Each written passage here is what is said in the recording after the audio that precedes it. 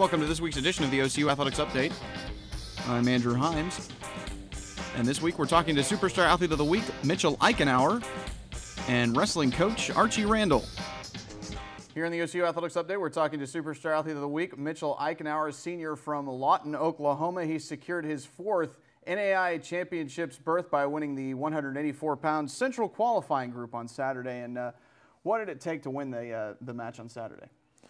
Oh, it just my wrestling coming together towards the end of the season. I've struggled a little bit throughout the season, and then everything just clicked together on Saturday, and I had a good tournament. I just came to wrestle on Saturday. You're a two-time All-American, and we're a 2008 national finalist. Tell us about your previous national tournament experience.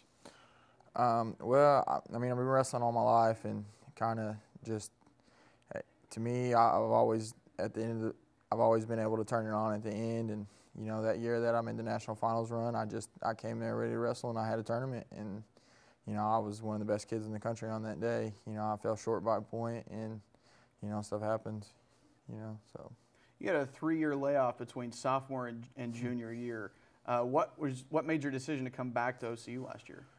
Well, I got out into the world a little bit, and and was working and kind of struggling and living paycheck to paycheck, and kind of just wasn't happy with myself. And I ran into Coach Randall somewhere, and he talked about me coming back, and I thought about it, and thought it would be the best decision for me, and I haven't regretted a minute of it. So. What's your outlook heading into this year's national tournament? I just I got to go in there and wrestle like I did in 2008, and it's my last go around. I'm done competing after this, and just give it one last shot. I've been wrestling 20 years, so and just one more tournament to go. What's your major here at OCU? I'm a kinesiology major. What would you like to do with your future? Well, I would like to go into coaching, try to get into some high school coaching, maybe even college, and just kind of see where it goes after this year. All right, very good. We've been talking to Superstar Athlete of the Week, Mitchell Eichenauer. Coming up next on the OCU Athletics Update, we'll talk to his coach, Archie Randall.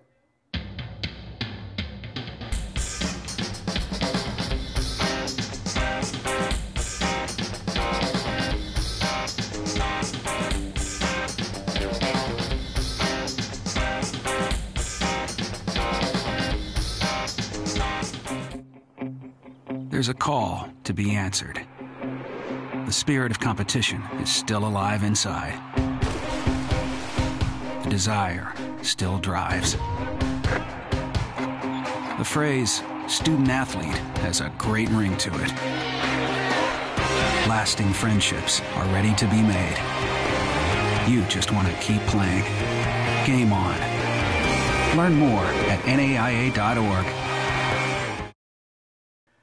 Here on the OCU Athletics Update, we're talking to wrestling coach Archie Randall. The Stars have 8 qualifiers for the NAIA Championships, and coach, among those 8 qualifiers, you have 4 seniors: Mitchell Eichenauer, Kid Gomez, Stanley Lattimore, and Mark Meyer. What are those people expecting out of the national tournament this year? Well, they're expecting to be national champions. You don't go into the national tournament without that expectation or that desire to finish up as high as you can. They've been in the program. Those kids have been in the program for a long time, 4 to 5 years in the program. So we're expecting them to be All-Americans at least, but their expectation will be a national champion. You have 4 others who have qualified as well, including some that are first-time qualifiers. What are their expectations? Same thing. We set our goals as high as we can go, and the highest goal at the national tournament is to be a national champion. And that's our goal. The goal is to win as many matches as we can and get as far as we can and get that opportunity to be a champion. Tell us a little bit about Mitchell Eichenauer and also Tyson Campbell and their journeys along their wrestling career. Tyson Campbell, both of them have been here, both the kids have been here about 6 or 7 years, depending on which one you want to talk about. But Tyson had an unfortunate accident when he was a sophomore, where he basically was in a coma for a couple of months. He had to have total reconstructive surgery on his head, and he has a metal rod from his hip to his foot. And when I went up to see him in the hospital, his only goal was to get out of the hospital, rehab, and he wanted to wrestle again. So we brought him back down here, and I redshirted him for a year and let him rehab. And he's been struggling. He was not as athletic as he used to be. but he wrestles hard, and he, unfortunate for him, he didn't make it through this year. He's a 3-time qualifier, though. His freshman year, he was 1 match away from being an All-American. That's before he had his accident. But he's a great kid. He's got his degree from here, working on his master's, and probably going to be a coach someplace in the next year or two, and he'll do a good job at that. And then how about Mitchell Eichenauer? Talk about his journey. Mitchell's journey is totally different. Mitchell was an All-American, a national runner-up, and basically got a little bit unfocused. And went to a couple of other schools, and then one summer he showed up here and said that, he wants to come back. And if I'd give him a chance to come back, and I didn't. He's done a great job since then. He qualified last year at 197.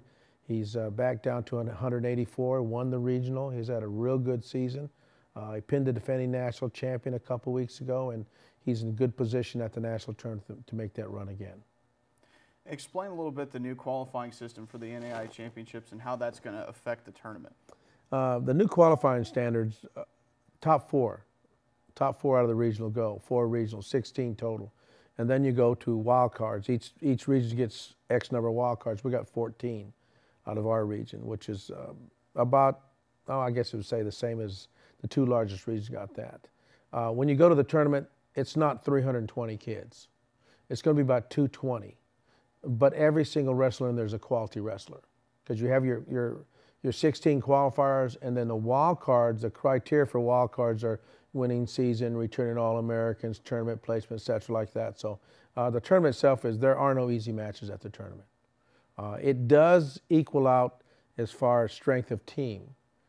You don't have to have 12 finishers to win the tournament anymore. You just have to have about 6 good kids, and you can win the tournament now. It's a lot different. It's a lot tougher. I think it's a lot better situation for us at OCU. Your women's team had 2 individual national champions and 15 All-American nods. Yeah. What would you like to say about that team, and what's their outlook going forward? Their outlook for going forward is they finished second. We lost by 4 points. We had to win 1 out of 5 matches, and Simon Fraser had to win all 6 of theirs. We had to win 3 out of 5. We won 2 out of 5. They won their 6. We lost by 4. Their goal is to be champions again, so they're working at it right now. We're fixing to go to University Nationals, which is held here, then to Senior Nationals in Vegas to gear up for the next season. We had a chance to win the tournament this year on the backside too, and we just needed 1 win on the backside. We needed 1 win anyway in the tournament. We have more All-Americans than any other team, and hopefully the WCWA is going to restructure the point system. The point system for the women's tournament is placement only. So your kids who are wrestling hard, getting falls, advancing a tournament are not getting anything for the tournament. Most of the other coaches have agreed that it's time for us to change because the size of the women's program has grown so much. The placement wrestler doesn't work. I think Simon Fraser only had 8 placers in the tournament. We had 15, and we lose. King had more than they did, and they finished 3rd. So there's a little bit of difference in the point structure we're going to try to change. Obviously, the hot button topic right now in the sport of wrestling is the International Olympic Committee's decision not to include the sport in the core of the 2020 Olympics. What's your take on that? It'll be fine. It's a political issue between FILA and the IOC. A little bit of friction between the 2 of them. I'm pretty sure they'll get resolved. It goes to General Assembly in May. 143 countries got to vote on whether to accept the Executive Committee's decision to remove the sport. And you got to remember that it's not just the United States that it affects. It affects Japan, China, Russia, Iran. There's France, Canada. We're talking the big powers to be, the ones who are the medal getters at the Olympics. They're not going to stand for that. They already started their worldwide meetings on what they need to do to present to the IOC to keep wrestling in there. And I think that they're going to vote it down in the General Assembly, and so it'll be back in. It'll be fine. I don't think it's going to be out. I just know there's too many other countries involved in this. It's not just us. It's the world. 200 countries wrestle at the Olympics. 334 athletes. That's a lot of people to make mad. And we're just part of it. All right, Coach, thanks very much for talking to OCU wrestling coach Archie Randall. The Stars qualified 8 for the NAIA championships. You can keep up with their progress on OCUsports.com.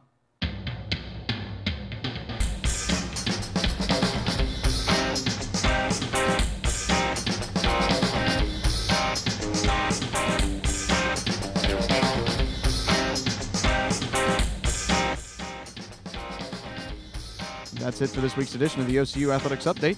Check back every week for all the latest in OCU sports.